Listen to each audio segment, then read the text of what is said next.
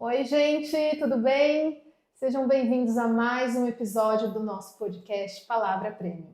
E hoje nós estaremos falando com a psicóloga Mariana Soto. Mariana Soto, ela trabalha aqui conosco no Saúde Premium, para quem não sabe, né? E nós atendemos pacientes com saúde mental e a parte de dependência química. Mariana, então, ela vai explicar para nós hoje sobre adolescentes desafiadores. Mari, vamos lá. Quem é a Mariana? Bom dia, é um prazer, né, estar aqui com vocês para fazer parte desse podcast. Falar, né, sobre adolescentes desafiadores é algo que é desafiador até para a gente, né? Sim. Trabalhar com um tema tão sensível, afinal é um momento em que a gente começa a se tornar, né, um ser humano funcional. Então é uma fase muito complicada, né? Levar em consideração que adolescentes desafiadores, eu acho que a maioria dos adolescentes são. Então, falar sobre esse tema é algo muito rico, muito importante, e eu acho que é muito o que está acontecendo agora, né? O que vem sendo falado muito durante esses últimos dias, essas últimas semanas, desde a estreia, né, da série do Netflix, que é adolescência. Sim. Né? Explica para nós quem é a Mariana Soto. Tá, eu sou psicóloga clínica, organizacional, né? Hoje faço pós-graduação em saúde mental com ênfase em dependência química. Sou especialista em transtorno de personalidade, então é algo que abrange muito o espaço onde eu ocupo hoje, né? Tenho 27 anos, tenho cara de ser mais nova, mas já tenho 27. Trabalho, né, numa modalidade de saúde mental em que eu sou completamente apaixonada. Então, eu vejo que hoje, aos 27 anos, eu realmente faço aquilo que eu sempre almejei, né? Sempre quis ocupar o espaço onde eu ocupo hoje. Então, eu acho que ser eu hoje é viver a melhor fase da minha vida. É um momento mais especial e né, poder estar fazendo essas coisas. Estar à frente, né, não só como psicóloga, mas como mulher, para falar sobre coisas que realmente são importantes, de ser ouvida dessa maneira, é algo muito especial. E eu hoje vivo uma fase muito, muito feliz, né? Eu acho que a Mariana de 27 anos hoje é muito realizada. Então, eu acho que para começar seria mais ou menos isso. Mariana, seus pacientes são muito desafiadores? Todos eles, independente, né? Da idade. Independente da idade, os adolescentes, são eternos. Os adultos, os idosos, toda a galera que procura, né, um atendimento, vem com demandas que a gente se sente desafiada dentro do processo, mas que também tem alguns comportamentos desafiadores. Como que você lida com esse embate dos pacientes? Então, é tudo muito particular, né? É muito individual. Trabalhar com uma criança, às vezes, é muito mais fácil do que trabalhar com um adulto, né? Adultos já chegam com todas as crenças enraizadas, com tudo aquilo, né? Então, trabalhar para desmistificar, aprofundar, entender, né, a totalidade de um adulto é um desafio gigante. Alguns vêm super contentes e dispostos, né, a falar sobre tudo, mas tem uns que são mais resistentes, que procuram ajuda, mas não conseguem aceitar ajuda. E aí o psicólogo, né, nos bastidores fica mais... Eu falei para fazer, né, eu orientei, eu trouxe um exercício de pensamento, mas nem sempre vai funcionar. Então a gente trabalha sempre com essa questão também do quanto a gente se frustra dentro do processo da psicoterapia, Mas o desafio é o que nos move também, né? Porque os resultados são maravilhosos. Dentro da psicologia, a gente tem algumas abordagens, né? Que tudo isso é dito na faculdade e tem várias teorias. Explica qual a teoria que você segue, a abordagem que você mais se identifica. Tá. Durante o período da faculdade, a gente vai passeando por todas as abordagens. Então, a gente se aprofunda em uma, faz estágio em outra, e no quarto ano da faculdade, eu me deparei com a TCC, que é a Teoria Cognitivo-Comportamental. E para mim ali eu falei, não, é onde eu realmente quero saber, quero me aprofundar. Então, hoje eu trabalho com a TCC, que é a Cognitivo-Comportamental. A gente trabalha a cognição e comportamento. Então, é movimento e pensamento, né? É uma abordagem um pouco mais tradicionalista, né? A gente segue a risca, né? Então, passo 1, passo 2, como funciona tal comportamento, e a gente vai linkando com a história de vida do paciente, lógico, né? Cada um dentro da sua totalidade. Mas eu trabalho hoje com comportamento, né? É a teoria que também me movimenta dentro da psicologia. Tudo para mim é comportamento, tudo para mim é cognição, é movimento. A gente está o tempo todo, né, olhando, observando e, de certa forma, analisando também. Então, vou explicar um pouquinho aqui na clínica, para quem não conhece, né, no Saúde Premium. Dentro da equipe, a gente tenta transformar os bastidores da equipe técnica algo mais leve. Então, a gente brinca muito, vive com piadas entre nós, justamente para dar essa leveza, porque estar sempre de frente para a doença, de frente para o sofrimento, é sofrimento para nós também. Então, é uma maneira da gente aliviar e tirar essa tensão que todos os dias nós temos, né?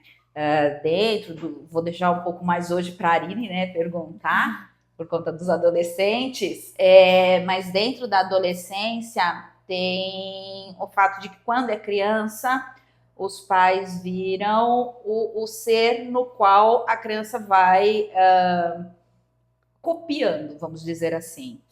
E conforme ela vai chegando na adolescência, com a entrada dos hormônios, com as alterações, ela vai questionando tudo aquilo que ela foi aprendendo ao longo da vida. E também tem a onipotência. Então, nada vai acontecer com eles, tudo eles podem. Então, essa onipotência, eles vão se deparando com as situações da vida e vão vendo que eles não são tão onipotentes assim. Então, vão tendo as frustrações. E se eles não souberam lidar quando criança com essas frustrações, isso vai gerando o desafiador, vão gerando todos os traumas, todas as dificuldades nas quais a gente se depara aqui na clínica. Os adolescentes repetem a história, o comportamento dos pais? Depende muito, né? Eu acho que essas atribuições, né? Lógico, quando a gente é criança, a gente tem o mais próximo os nossos cuidadores. Os nossos pais ou as pessoas que cuidam, né, da gente e nos acompanham durante todo esse processo. É muito provável que essas crianças vejam esses comportamentos e queiram seguir da mesma forma. Então, eu vejo o meu cuidador fazendo algo que, para mim, enquanto criança, é maravilhoso. Eu quero ser igual a ele, então eu vou repetindo esses mesmos comportamentos. Na adolescência já começa, né? Já começa a fazer sentido para o adolescente. Eu repeti esse comportamento sempre porque eu queria ser igual ao meu cuidador, mas peraí, talvez eu queira ser eu, né? Talvez eu queira ir para caminhos diferentes. E é quando, né, retrata muito na série também, entra a questão de que os pais começam a se sentir culpados ou que eles não sabem o que fazer, né? Então, peraí, meu filho tá mudando, o que tá acontecendo? Né? E aí o desafiador, ele é o oposto do desenvolvimento do adolescente, da criança, né? Porque comportamentos desafiadores serão provocações, né? quando a gente fala, é criança mal criada, né? Então a gente não consegue entender o quanto essa criança, esse adolescente também vive em sofrimento, né? Porque ele estava seguindo um padrão e agora ele tem que se entender no mundo sozinho, né? E aí começam esses movimentos. Tem que estar muito atento sempre. Na visão de vocês, o filme, ele retrata bem a realidade de muitos adolescentes? Eu acho que a questão da tela, sim, principalmente, né? O quanto esse universo é profundo e Mal do século. o quanto a gente não consegue muitas vezes acessar, né? Os adolescentes, eles realmente vivem um mundo deles, né? Eu falo isso, tendo 27 anos, não tô tão longe assim, mas é completamente diferente, a linguagem é diferente, as ideias são diferentes e eles se encontram, né? Então, essa parte da série retrata muito bem como realmente é, mas eu acho que o que peca um pouquinho é só a questão de tempo, né? Que as coisas acontecem muito rápido. Também são 4 episódios, né? Não dá pra fazer uma narrativa muito extensa, porque daí também não prende. Você acha que eles exageraram em algum ponto dentro da série? Acho que exagero não, mas a sensibilidade, isso falando de um olhar, né, clínico, a sensibilidade eu acho que eles tentaram potencializar demais, né? Ficou muito. O quarto episódio, terceiro, quarto episódio, a gente tem que sofrer com a série, porque é um momento muito doloroso mesmo e não é uma via de regra. Uhum. Sim. Mariana, explica para as famílias que estão nos assistindo como eles podem diferenciar o comportamento do adolescente com um comportamento que requer uma atenção clínica. Tá, eu acho que o ponto principal seria o sofrimento do adolescente, né? Os cuidadores, os familiares, observar mesmo o quanto esse adolescente sofre, né? O comportamento desafiador, ele mostra que o adolescente, ele quer o oposto. Ó, vamos fazer isso, eu não quero. Não, você precisa fazer isso, eu não quero. Isso gera sofrimento no adolescente. E blá, na porta do quarto. E aí sai, bate o pé, entra em conflito com os pais, entra em conflito com qualquer pessoa que passar na frente. Só que isso vai gerando sofrimento. Então, eu acho que o mais importante, né, quando eles entram na fase da adolescência, é olhar o quanto essa criança sofre, né? Fazer o acolhimento, trazer a criança para perto, falar, então, filho, mas a mamãe tá tentando falar com você de uma maneira tranquila, só que eu não tô conseguindo. E aí, muitas vezes, levando essa comunicação, a criança se derrama também. Fala, eu não aguento mais, eu não entendo o que está acontecendo. Os hormônios, confusão. Então, o desafiador que tem uma patologia, que vai desenvolver ali alguma coisa, lógico, precisa fazer um acompanhamento, precisa ter toda a rede de apoio. Mas falando sobre crianças saudáveis, na adolescência elas também se tornam desafiadoras. Então eu acho que o contato maior precisa ser com esse sofrimento, para entender, né, onde pega. Você acha que a algum ponto, a gente conversando aqui, fui lembrando dos atendimentos, existe em alguma relação ou específica em que os pais acabam virando desafiadores para o adolescente também? Entra, porque aí a gente já passou por essa fase, né? Muitos esquecem. Muitas vezes. Principalmente em famílias em que tem mais de um filho. E aí tem aquela escadinha de filhos próximos. Então, o filho tem 10, outro filho tem 12, o outro tem 14 e o outro tem 16. Acabou com a cabeça dos pais. Dos pais. Os pais também precisam. Porque a gente começa a ver a criança e a gente quer que a criança entenda o que a gente está falando. Só que eu tenho 27. Se eu for falar de um adolescente, ele vai ter 12. Então, assim, como que eu quero que esse adolescente entenda o que eu tô falando? Fala, viu, mas eu acabei de falar pra você que se você pulasse, aí você ia se machucar. Que parte que você não entendeu? Que não era pra você fazer isso? A parte inteira, né? A criança realmente acha que pode fazer o que ela quiser. E aí nós nos tornamos adultos desafiadores para esses adolescentes também. Mariana, aqui no nosso segmento da clínica, na área de saúde mental, essa base do desafio pode comprometer uma vida adulta e levar ao mundo das drogas ou de algum outro tipo de compulsão? Pode, né? Assim como Se não for tratado, se não for cuidado, se não tiver um olhar mais crítico da família. pode, mas também não é uma via de regra, porque a gente se depara com questões que são genéticas também, que já vêm, né, com a gente, que são inatas.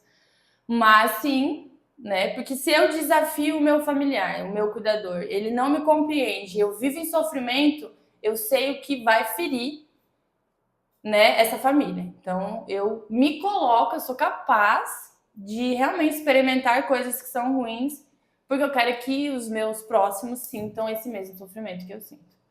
E aí acaba sofrendo 2, 3 vezes mais do que era o organizado ali numa vida de um adolescente. Sim. Quais as estratégias terapêuticas que você pode estar passando para as famílias, né? Ou para outros profissionais, para estar lidando com esses adolescentes? Tá.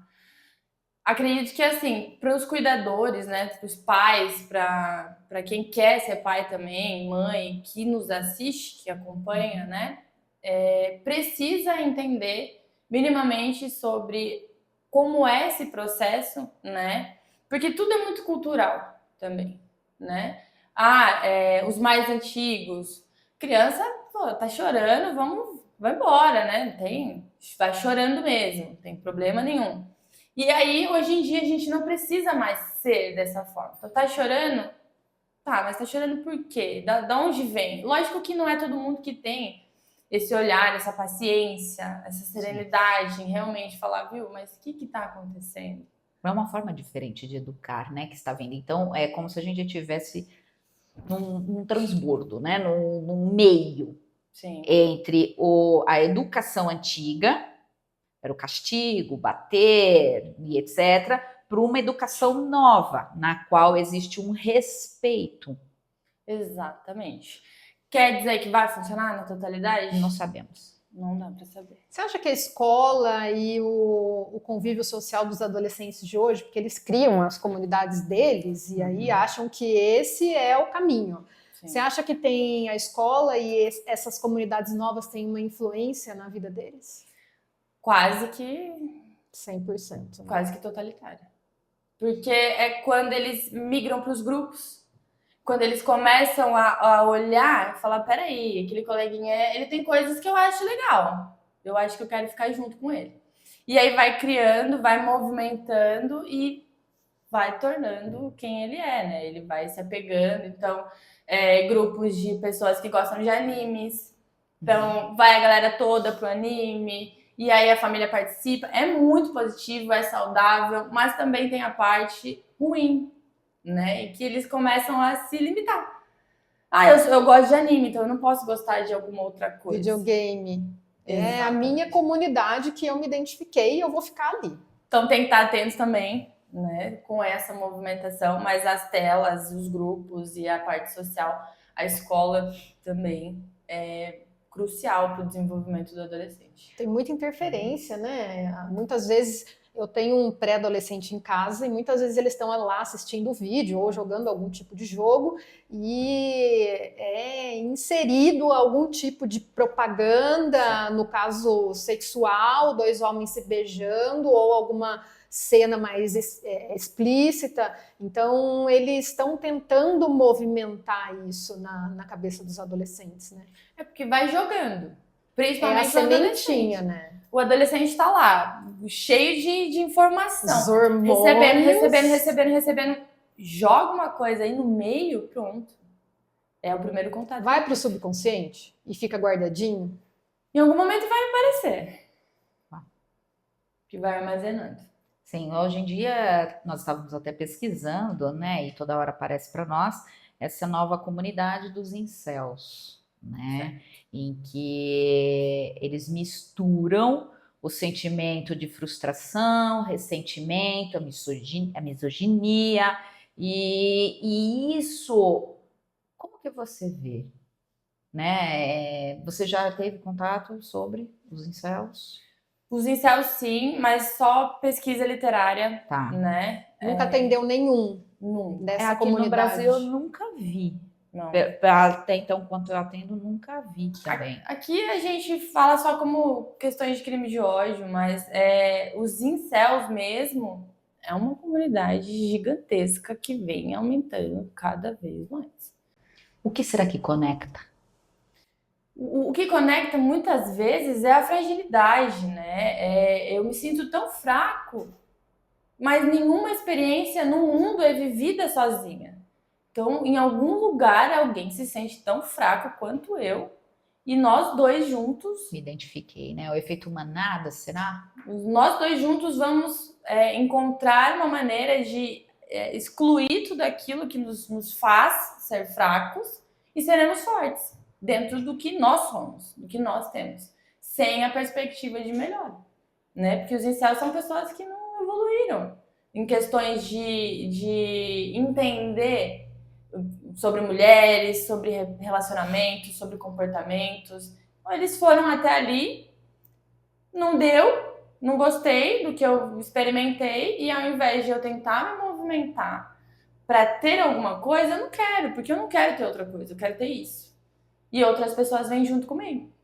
E aí vai aumentando, aumentando, aumentando, aumentando. Tem pessoas que, homens, né, meninos, que poderiam viver uma vida maravilhosa, completamente diferente. Mas quando entram nesses grupos, se limitam. Então, eu não passo disso mais, eu sou isso. Gente, para quem não sabe o que é misoginia, a misoginia é o ódio, o desprezo, o preconceito pelo sexo oposto. Então, está sendo inserida essa sementinha do machismo para os nossos adolescentes. Isso é terrível, né? E aí nós entramos na parte dos atendimentos com a psicóloga, né? E como que você enxerga os sintomas de que esse adolescente desafiador está respondendo ao processo terapêutico? Tem algum indício? Tem. É a parte mais gostosa, eu acho, da profissão, né? Quando a gente tá na clínica e aí o paciente vem né, falando sobre essa questão do desafio, né? O paciente vem, você faz uma intervenção, fala, e se você pensasse dessa forma? E se você fizesse de tal jeito? E a paciente fala, não vou fazer nada. Chega a dar 2, 3 semanas, o paciente vem e fala, eu tive uma ideia, fiz tal coisa. E aí a gente lembra, né? Porque a cabeça do psicólogo também é um caixa 2 de informações. E aí a gente lembra que há 2, 3 semanas atrás a gente orientou o paciente para que ele fizesse. Então, mesmo que ele não assuma, porque ele vem de um movimento desafiador... Eu desafio meu pai, quem é você? Exatamente. Minha psicóloga, para vou falar fazer alguma coisa. Não vou fazer. Como que você lida com essa resistência deles? É mágico, na verdade, né? É um movimento de você ver um ser que está se desenvolvendo, falando sobre adolescentes. Trabalhei com crianças também, a partir de 3 anos. Hoje em dia eu atendo a partir de 12, né? Que é essa fase. Então, as crianças são piores? Depende, criança é mais fácil de lidar, né? Aí entram os cuidadores. Que a parte mais complexa do atendimento para crianças é o vínculo com os cuidadores, né? Porque a criança, ela se vê como um amigo, se tiver um bom vínculo, falando na melhor das hipóteses. Mas os adolescentes não, eles já têm coisas que eles querem fazer, coisas que eles querem falar, mas peraí, não faz sentido o que você está falando, né? Então eu tenho pacientes que, mas Mari, eu não vou conseguir fazer isso. Eles conseguem te rebater e falar o que eles acham da forma que eles acham. E uma intervenção dentro da prática clínica também é como eles se comunicam. Porque a comunicação começa muito fraca.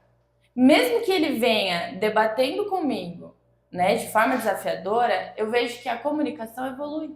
Então o processo terapêutico já está fazendo uma parte funcional, já está funcionando. Porque aí o meu adolescente, que antes não conseguia falar não, está falando não para mim.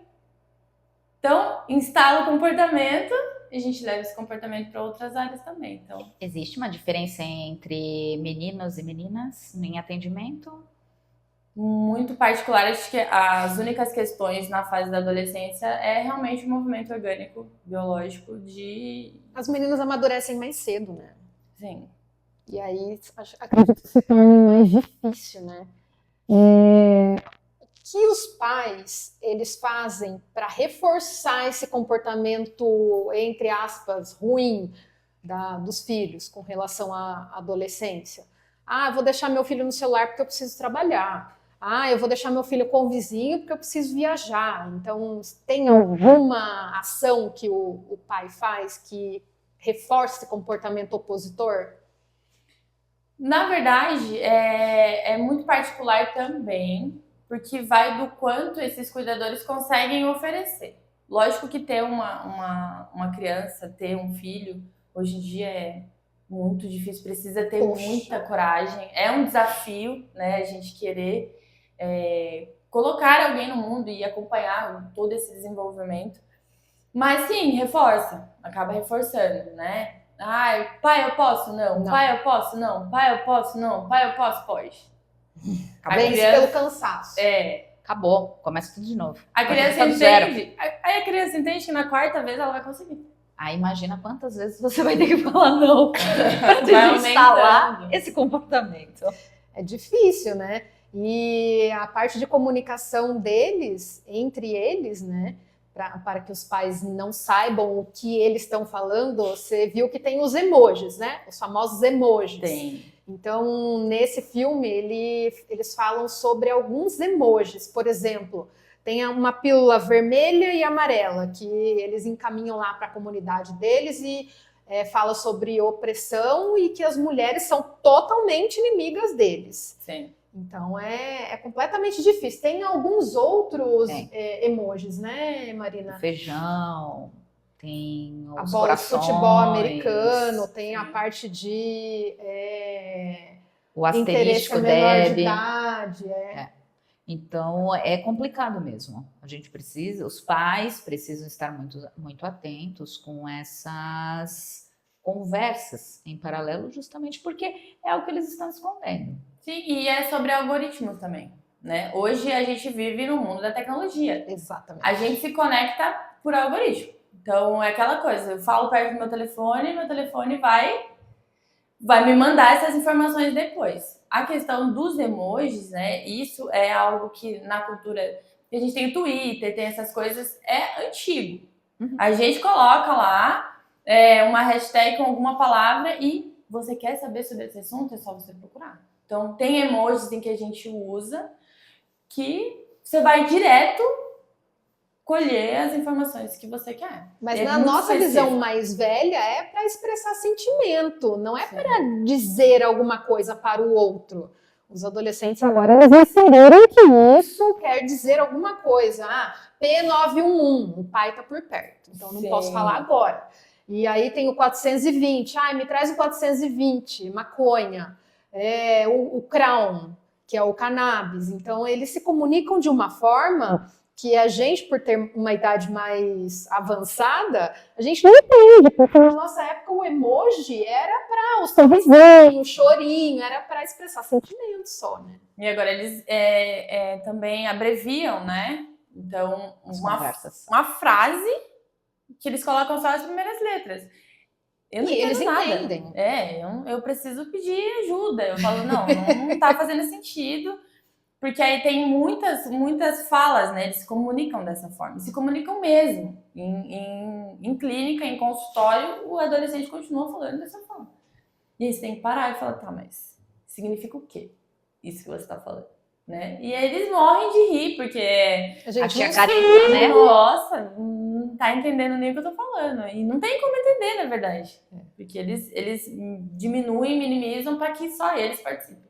Mas eles explicam para você abertamente sobre isso aqui que eu fiz quer dizer isso, ou eles só ficam dando risada e continuam com o desafio, corre atrás aí. É muito difícil de aparecer, porque eles sabem que quando eles contarem, eles vão ter que se explicar. Então essa é a resistência também do desafio. Então às vezes a gente traz uma demanda para que eles soltem ali alguma coisa para que a gente possa pegar e aí devolver de uma forma que...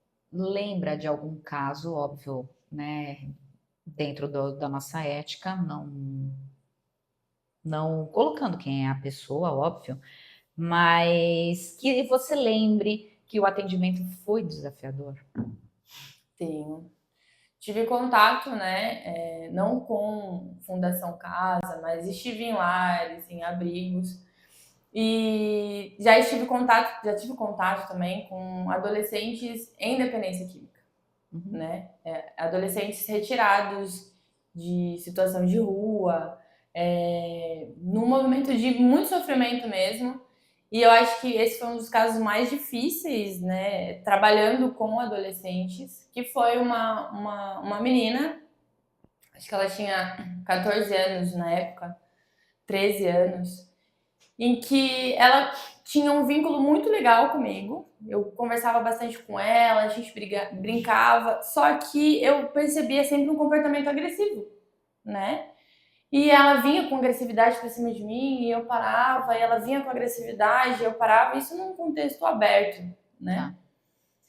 E aí aquilo não estava fazendo muito sentido pra mim, porque eu venho de uma criação em que o amor é amor, então a gente cuida, a gente trata com afeto, com carinho. E aí essa menina, todas as vezes em que eu fazia algo legal, ela vinha com agressividade. E aí um dia eu levei ela pro consultório e falei, viu, né? O que tá acontecendo? Vamos conversar, e aí a gente utiliza ferramentas de manuseio, então... E aí eu falei pra ela, mas todas as vezes em que, né, eu faço algo positivo pra você, você me devolve com agressividade. E ela falou, mas... né, que aí eles chamam a gente de tia. Mas tia, é porque eu gosto muito de você. Em casa, todas as vezes em que a gente faz algo positivo, a gente apanha, né? E aí, quando eu me deparei com uma menina de 13, 14 anos me falando que amor pra ela era agressividade, desmanchou tudo. Eu falei, mas peraí, como assim? Como assim amor não é só o cuidado, o carinho? Como que uma criança de 13 anos tá olhando pra mim e tá falando que porque ela gosta de mim, ela tá me batendo? E aí começa todo um processo de reconstrução da gente também. Sim, da quebra dessas crenças, né, que foram implantadas nela desde muito pequena. Sim. Tem como? Acho que essa é a pergunta que as pessoas vão se fazer em casa. Tem como refazer, reestruturar essa marca que ficou, ou a marca que ficam nessas adolescentes, nessas pessoas, do trauma, da dor? Tem cuidado?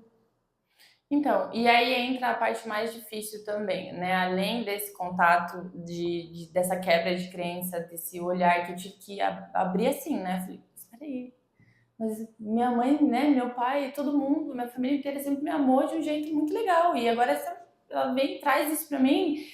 O que eu vou fazer com essa coisa? E aí entra a parte mais difícil, que também é retratada no terceiro episódio da série, que é como nós ficamos depois de um atendimento desse. Porque dá pra cuidar, dá pra lapidar, dá pra melhorar. Mas, por exemplo, nesse caso dessa adolescente, a gente foi evoluindo, ela diminuiu a agressividade, mas ela ficou um tempo comigo. E aí, a partir do momento que rompe, Retoma tudo de novo? ela volta, né, pro comportamento inicial. A intenção é que ela se fortaleça e leve isso para as pessoas próximas dela na vida ativa, fora do consultório, fora da clínica. Mas você condicionar um adolescente que ainda está em formação, ok, né? Ele vai ali pegar, vai ver o que faz sentido, o que não faz sentido, vai ser seletivo, então vai ter pessoas que ela vai agredir, vai ter pessoas que ela não vai agredir. Mas voltando para o núcleo familiar, onde ela volta, essa estrutura familiar, essa configuração familiar, não teve o que ela teve. Então ela volta, de certa forma, com novas ideias, para o mesmo lugar onde tudo começou. Então precisa ser forte 2, 3, 4, 5 vezes mais. Como que o psicólogo faz para gerir isso internamente e não levar isso para casa? É muito difícil. Eu sou um ser humano, você vê o outro em sofrimento. Como que a gente digere isso? Eu sei que o psicólogo passa por isso na faculdade, ele é ensinado a não levar isso para o seu íntimo, mas é muito difícil. Fala para nós, o que você faz? É muito difícil mesmo, não é fácil. Tem essa visão também de que o psicólogo não fica triste, não fica... Psicólogo não, entendeu? Passa por um setting terapêutico gigante. Pesado. O paciente vai embora tranquilo e aí a gente fica com aquela demanda ecoando, né? A demanda permeia na nossa cabeça. A gente faz supervisão, a gente passa com outro psicólogo, mas falar que a gente não sente é impossível. Tem situações em que realmente a gente fecha ali o nosso olhar da psicologia como se virasse uma chave. Eu começo a trabalhar às 8, até 7h59 eu sou só a Mariana. Vira a chavinha 8 horas da manhã, eu vou até o meio-dia eu volto e eu falo, caramba, quanto de histórias atravessaram a minha vida hoje. É por isso que a gente tem que estar sempre muito bem organizado mentalmente. Porque falar que não atravessa, não tem como, né? Foi fantástico você ter colocado e ter lembrado essa parte do sofrimento da própria psicóloga dentro da série. Alguma vez você já passou por essa situação na qual você teve que regular sua emoção muito rápido porque tinha que entrar para um próximo atendimento? Já. Dentro da prática clínica mesmo, Sim. de atendimento convencional, é agilidade, né? Você não consegue parar. E isso também causa danos no psicólogo, né? Tem psicólogo que não aguenta. Sim. Tem psicólogo que entra na prática clínica de atendimento, são 7 atendimentos, 10 atendimentos, um atrás do outro, que o psicólogo também não tem estrutura para isso. Então teve pacientes, porque assim, a gente tem que estruturar dentro de um limite de tempo, né, as consultas. E aí chega 5 minutos antes de acabar, o paciente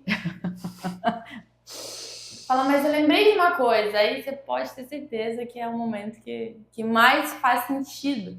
Porque depois de 40 ou 50 minutos ele conseguiu espaço para falar realmente o que ele queria. Para falar. E aí começa a chorar, né? Para mim, a parte mais difícil, eu acho, é quando realmente cai no choro. Porque é o sofrimento, né? O choro, real, né? O choro é a resposta de tudo que ele não tá conseguindo falar. E aí o paciente começa a chorar. E aí o psicólogo tem que se manter em plenitude. Para acolher, né? Porque aquele sofrimento. Se o meu paciente chora, eu choro, acabou. O paciente vai querer me acudir. E aí não faz sentido, porque aí ele coloca a dor dele para baixo e vem cuidar de mim. E não é essa a intenção. Mas aí, em movimentos de muito sofrimento, em que o paciente acaba sofrendo e sente a dor muito, na hora que encerra a sessão, eu geralmente preciso de respirar e falar, não, peraí, não é meu, o paciente não é robô, né? Foi embora com a demanda, eu tô viva, eu sinto da mesma forma, mas essa demanda é dele. Porque não é só o choro, né? Existe todo um sentimento, a parte empática que não é vista, não é palpável, mas é sentida. Sim. E isso mexe com todos nós. Tem paciente que leva meses para chorar a primeira vez e você acompanha ele engolindo o choro toda a sessão. Sim. Para finalizar, Mariana, eu gostaria que você explicasse para as pessoas que estão nos assistindo qual a importância real do psicólogo e das psicoterapias na vida das pessoas.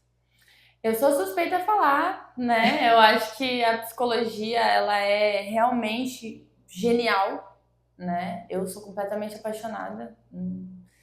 Perguntar para mim, eu preciso fazer precisa, preciso passar de psicólogo, precisa, independente de contexto, porque a psicoterapia ela não é só para quando você está em extremo sofrimento. A psicoterapia te impulsiona também, né? A psicologia, os psicólogos, eles te trazem para um exercício de pensamento, né? Você não vai lá no psicólogo para ele te falar o que você tem que fazer. Você vai lá no psicólogo para você entender o que você precisa fazer.